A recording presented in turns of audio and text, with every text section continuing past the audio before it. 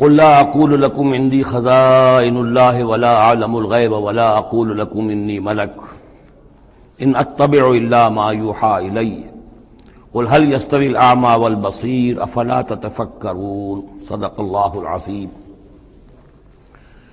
اے نبی ان سے کہہ دیجئے میں تم سے یہ نہیں کہتا کہ میرے اختیار میں ہیں اللہ کے خزانے، تم مجھ سے کہتے ہو یہ دکھاؤ یہ دکھاؤ یہ دکھاؤ، میں نے کب دعویٰ کیا ہے کہ میرا اختیار ہے؟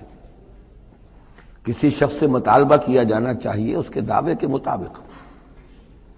میں نے الوہیت میں داخل ہونے کا کب دعویٰ کیا؟